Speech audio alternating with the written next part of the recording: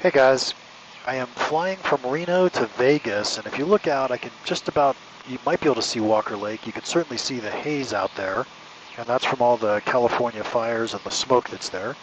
But I wanted to take an opportunity to tell you a little story about my learning how to fly, because I think it's relevant to your career.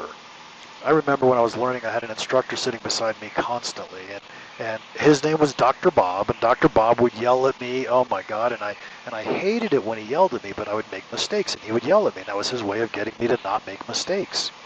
I tried to learn how to fly, so he would stop yelling at me.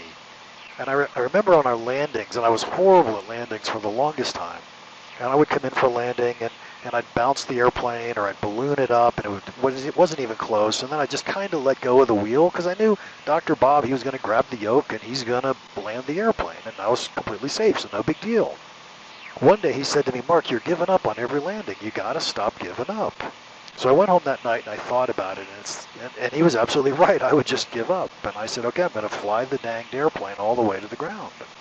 Next time we went out, I landed the plane almost perfectly, and then I did it again, and then I did it again. And what was amazing was Dr. Bob, after I landed it 3 times in a row, he said to me, I got the plane after we're on the ground. We pull over onto the tarmac. He says, let me have your logbook. He grabs my logbook, writes some stuff in it, hands me back my logbook, and says, now I want you to go do it 3 more times as he gets out of the airplane. What was amazing about that one experience is because as soon as I took off, I suddenly realized that I was in control, that I was responsible. I wasn't flying to keep Dr. Bob from yelling at me anymore. I'm now flying to survive because I'm the only one who can control this thing. So how does that relate to your career? How often do we have a job where we listen to our boss, we do whatever our boss tells us to do, and we know that someone's going to clean up after us if we make a mistake, and we don't have to really worry about it. But that's an attitude.